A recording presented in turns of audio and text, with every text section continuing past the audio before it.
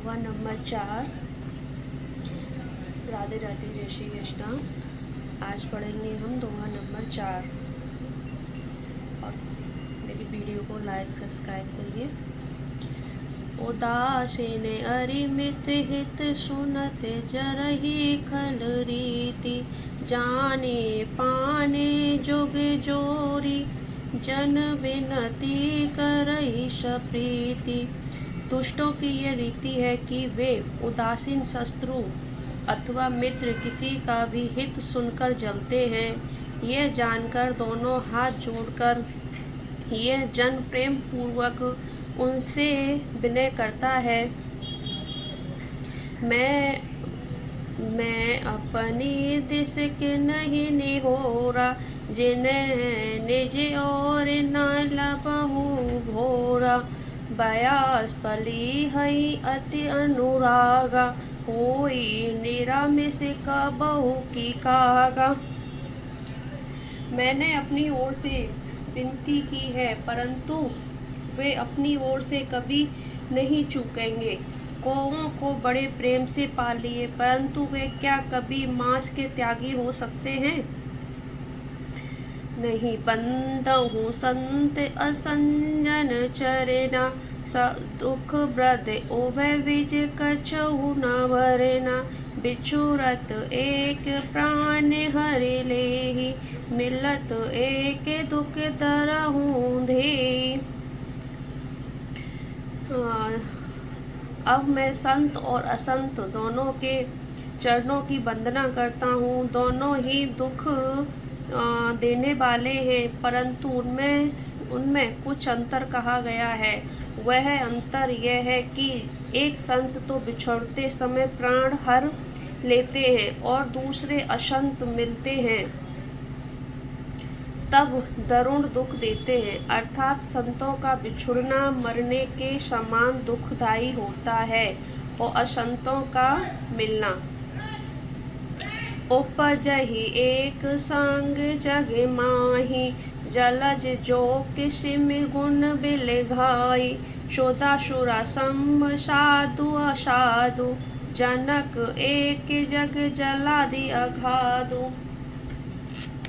दोनों संत और असंत जगत में एक साथ पैदा होते हैं, पर एक साथ पैदा होने वाले कमल और जोग की तरह उनके गुण अलग अलग होते हैं। कमल दर्शन और स्पर्श से सुख देता है, किंतु जोग शरीर का स्पर्श पाते ही रक्त चूसने लगती है। साधु अमृत के समान मृत्यु रूपी संसार से उबरने वाला और असाधु मदिरा के समान मोह प्रसाद और जड़ता उत्पन्न करने वाला है। दोनों को उत्पन्न करने वाला जगत रूपी अगाध समुद्र एक ही है। शास्त्रों में समुद्र मंथन से ही अमृत और मदिरा दोनों ही उत्पत्ति बताई गई है। भल अन्न भल निज निज करे तूति, लहत सुजस अपिलोक विभूति। शुदा शुदा करे सुर साही साधु, गरले अनल कलिमल शरि भ्याधु। गुण अवगुण जानत सब कोई, जो जोई भाव निकते ही सोई। भले और बुरे अपनी अपनी करनी के अनुसार सुंदर यश और अपयश की संपत्ति पाते हैं। अमृत चंद्रमा, गंगा जी और साधु एवं विश्व अग्नि कलयुग के पापों की नदी अर्थात कर्म नाश और हिंसा करने वाला व्याध, उनके गुण अवगुण सब कोई जानते हैं, किंतु जिसे जो भाता है उसे वही अच्छा लगता है। दोहा नंबर 5। भलो भलहि पे लहहि लहि निज हिदहि नीचू, सोदा सरहि अमृतम गरल सरहिया मीचू। भला भला ही ग्रहण करता है, भला भला ही ग्रहण करता है और नीच नीचता को ही ग्रहण किए रहता है। अमृत की सराहना अमर करने में होती है और विष की मारने में। खल अगुण साधु गुण गाहा, अवै अपार उधादी अवगाहा। तेहि ते कछु गुण दोष बखाने, संग्रह त्याग न बिनु पहचाने। दुष्टों के पापों और अवगुणों की, साधुओं के गुणों की कथाएं दोनों ही अपार और अथाह समुद्र हैं। इसी से कुछ गुण और दोषों का वर्णन किया गया है, क्योंकि बिना पहचाने उनका ग्रहण या त्याग नहीं हो सकता। भले पोच सब वेद उपजाए, गनि गुण दोष वेद बिल गाए। ककहि वेद इतिहास पुराना, विधि प्रपंचु गुण अवगुण शाना। भले बुरे सभी ब्रह्मा के पैदा किए हैं, पर गुण और दोषों को विचार कर वेदों ने उनको अलग अलग कर दिया। वेद, इतिहास और पुराण कहते हैं कि ब्रह्मा की यह सृष्टि गुण अवगुण से सनी हुई है। दुख सुख पाप पुण्य दिन राति, साधु असाधु सुजाति सुजाति।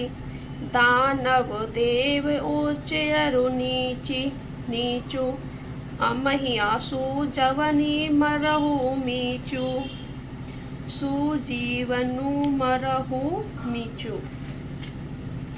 माया ब्रह्मा जीव जगदीशा, लक्षी अलक्षी रंक अभिनीसा। काशी मग सुर सही क्रम नासा, मरहु मार मही देव गवासा।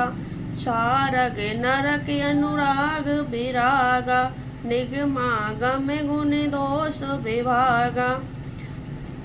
दुख सुख पाप पुण्य दिन रात, साधु असाधु सुजाति कुजाति, दानव देवता ऊंच नीच, अमृत विष सुजीवन सुंदर जीवन, मृत्यु माया ब्रह्मा जीव ईश्वर, संपत्ति दरिद्रता रंक राजा, काशी मगध गंगा कर्मनाशा, मारवाड़ मलवा ब्राह्मण कसाई, स्वर्ग नरक अनुराग वैराग। ये सभी पदार्थ ब्रह्मा की सृष्टि है। वेद शास्त्रों ने उनके गुण दोषों का विभाग कर दिया है। दोहा नंबर 6वां। जड़ चेतन गुण दोष में विषव कीन करतार, संत हंस गुण कही पै पर हरि बारी विकार। विधाता ने इस जड़ चेतन विश्व को गुण दोष में रचा है, किंतु संसार रूपी हंस दोष रूपी जल को छोड़कर गुण रूपी दूध ही ग्रहण करते हैं। अस विवेक जब देहि विधाता, तब तजि दोष गुण ही मनुराता। काल स्वभाव कर्म बरियाई, भले प्रकृति पस चुकई भलाई। विधाता जब इस प्रकार का हंस का सा विवेक देते हैं, तब दोषों को छोड़कर मन गुणों में अनुरक्त होता है। काल स्वभाव और कर्म की प्रबलता से भले लोग साधु भी माया के वश में होकर कभी कभी भलाई से चूक जाते हैं। सो सुधरी हरिजन जिम लेहि, दलि दुखि दोष विमल जसु देहि। खलऊ करई भल पाई सुसंगु, मिटही ना मलिन स्वभाव अभंगु। भगवान के भक्त जैसे उस चूक को सुधार लेते हैं और दुख दोषों को मिटाकर निर्मल यश देते हैं, वैसे ही दुष्ट भी कभी कभी उत्तम संग पाकर भलाई करते हैं, परंतु उनका कभी भंग न होने वाला मलिन स्वभाव नहीं मिटता।